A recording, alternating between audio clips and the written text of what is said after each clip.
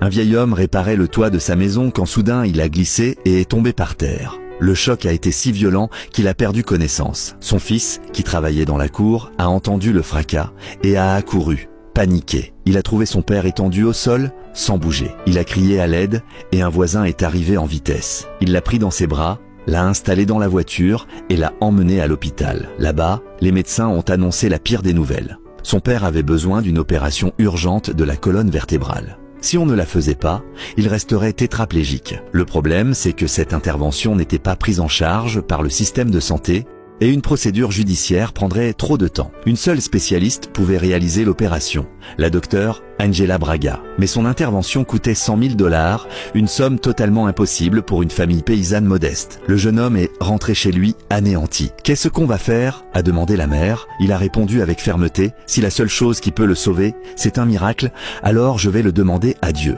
Et il l'a fait. Il priait chaque jour, même si sa mère avait déjà perdu espoir. « Mon fils, arrête, ça ne changera rien. » Mais lui insistait, Dieu peut faire l'impossible. Une nuit d'orage, quelqu'un a frappé à la porte. C'était une femme couverte de boue, disant que sa voiture était embourbée et qu'elle avait besoin d'un abri. La famille l'a accueillie avec de la nourriture et de quoi se réchauffer. Pendant la conversation, le jeune homme s'est levé et a dit « Excusez-moi, c'est l'heure de ma prière. » Intriguée, la femme a demandé « Tu crois vraiment que ça marche ?»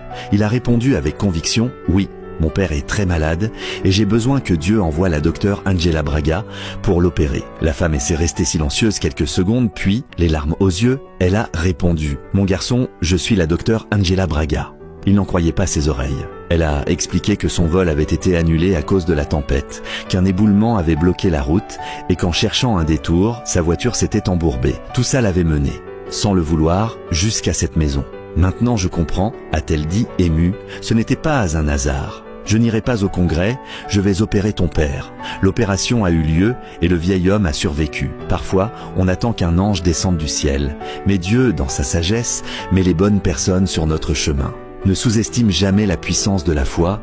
Si cette histoire t'a touché, partage cette vidéo avec un ami pour qu'il voie lui aussi comment Dieu répond aux prières.